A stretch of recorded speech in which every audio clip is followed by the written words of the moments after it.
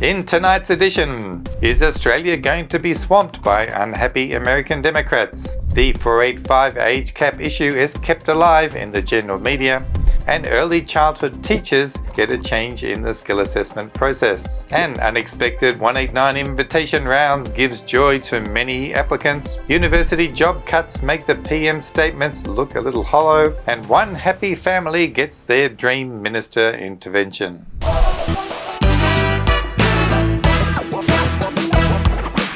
Hi, I'm Karl Konrad and welcome to this week's edition of Australian Immigration News. If you haven't subscribed already, then there's a good chance you'll miss out on the big immigration law changes coming up soon. This channel is brought to you by Australian Immigration Law Services right here in the heart of Sydney. For many, having Donald Trump as your president may be a little too great to bear. In a Reuters article yesterday, the title says it all. After Trump wins, many despondent Americans research moving abroad. The article cites some interesting statistics that many Americans may be headed our way. America? You look like you need a holiday. A fair income holiday. In the land of wonder. The land down under.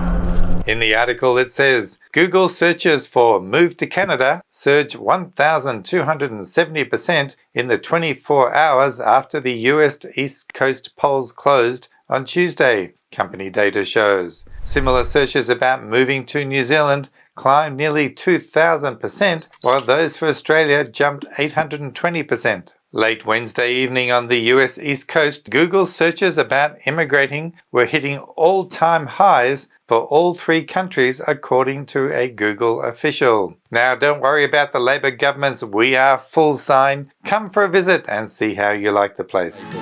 Come on, come and say g'day. I'll slip an extra shrimp on the barbie for you. Come and say g'day.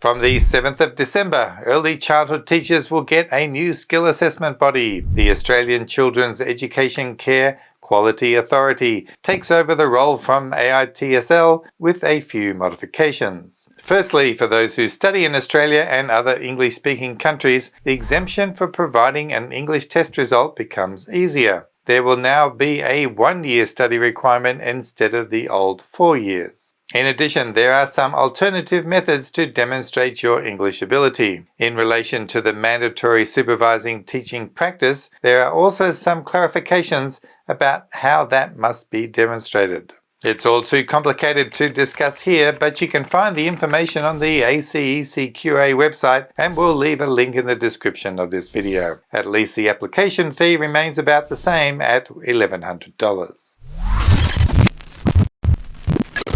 The 485 visa age cap issue sprang up in the mainstream media news this week, which is a positive sign. Visa changes brought in to crack down on ballooning migration are stopping thousands of international students from getting working visas, even in areas facing skills shortages.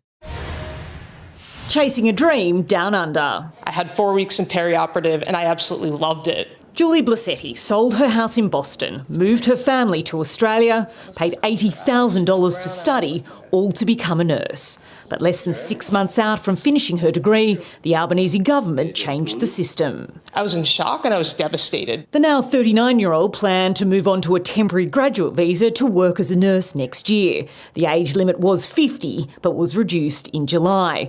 To get another visa, you need to have been employed in that field. Some concessions would be a good start, even if it's limited to occupations in demand, for it at least keeps the conversation alive. And no, I have not received a response from our 21,298 signature petition yet. I'm afraid it's still showing presented and nothing else. But that may be a good thing. Maybe someone is at least thinking about it.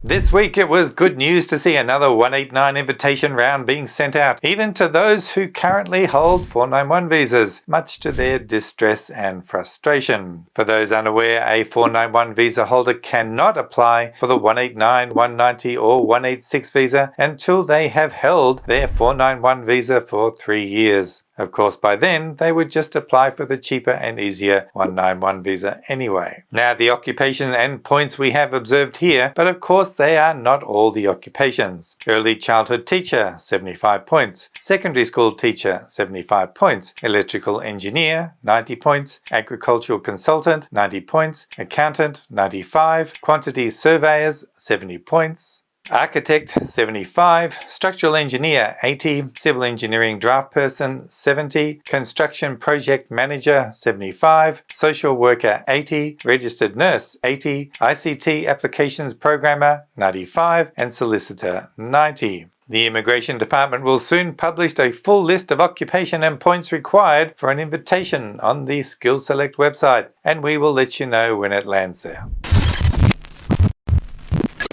Now, speaking of occupation lists, here's another interesting side note about the New South Wales occupation list for the 190 and 491 visas released on Thursday the 10th of October. Our regular viewers will know that we questioned why carpenters and joiners did not make it onto the published list, and Treasury New South Wales quickly corrected it and apologised for the error. However, we did not realise there was another missing occupation: physiotherapists.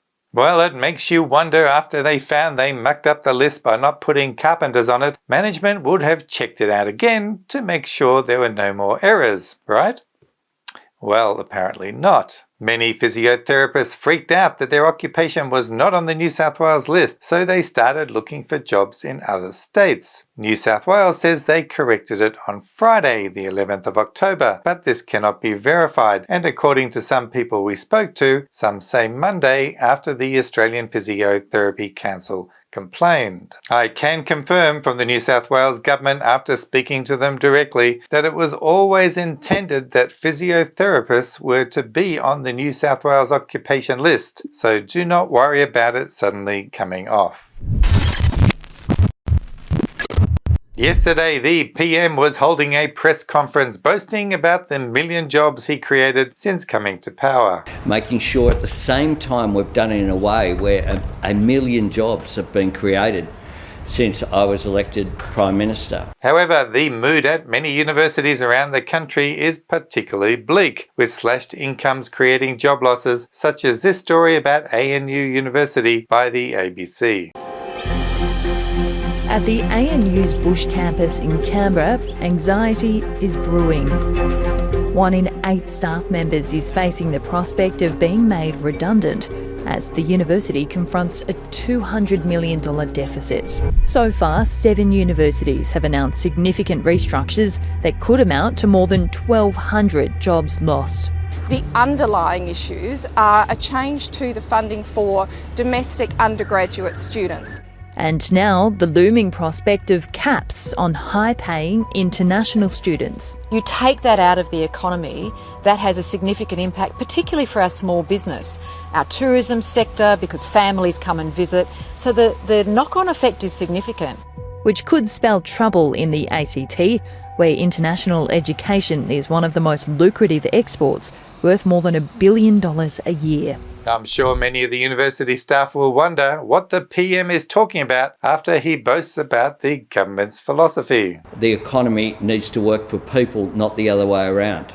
That's my government's approach, and that will continue to be the guiding principle.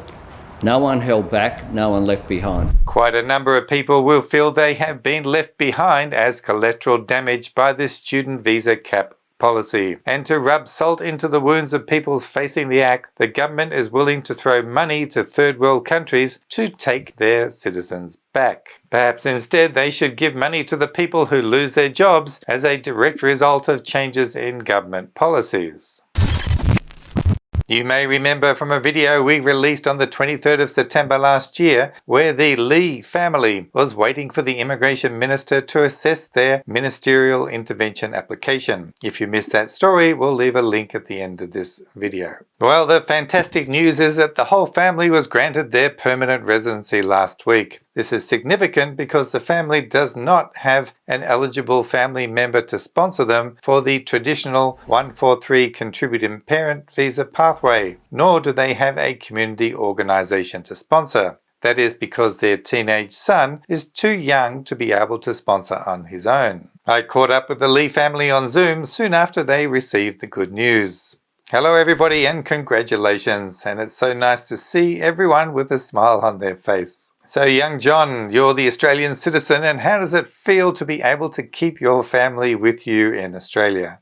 I would like to thank the team for helping our family get permanent residency, and I just can't find any words to express my heartfelt gratitude for the team.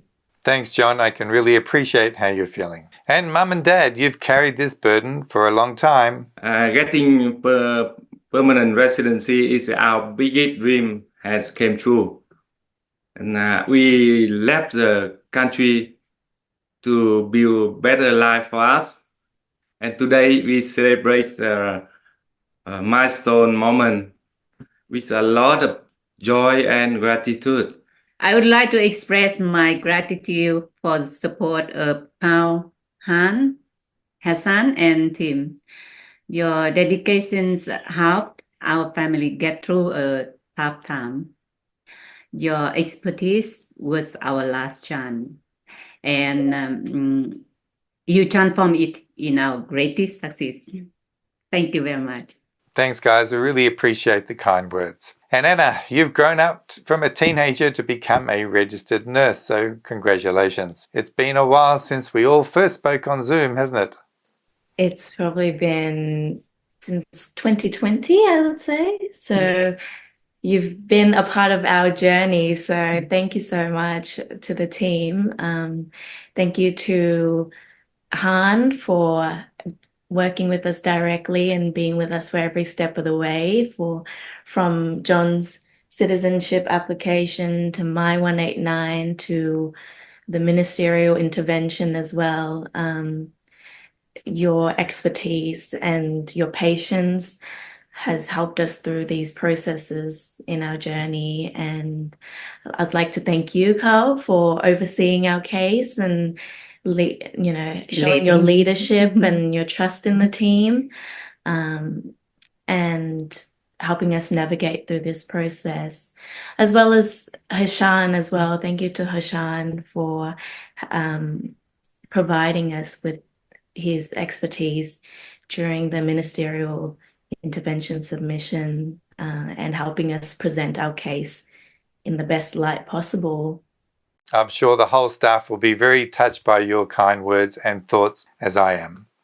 We are all happy to hear the news in the office, and we wish you all the best for your future in Australia. Thank you. We just thank you for everything, and we wish you all the best in your work to help other families like ours, and we're really grateful. Thank you so much, Karl. Thank you. Thank you. Wow, I have a great job. What a fantastic way to end the week. The main message of this story, of course, that no parents of an Australian citizen child should be forced to give the government over $100,000 just to gain permanent residency. That money should stay in the family and be spent on children's education or buying the family home, rather than it being taken by the government. The 143 contributing parent visa was never intended to be misused in such a fashion, and those large amounts of money for the parent visa was for people who had never worked in Australia and did not contribute to paying taxes for decades, and they were not supporting young Australian citizen children. Remember, if you need help, we are always here. You can book a time online or just pick up the phone if you're in a hurry. Remember to support the channel and our work here by subscribing and hitting that like icon. As always, take care out there, and I'll see you next time. So bye for now.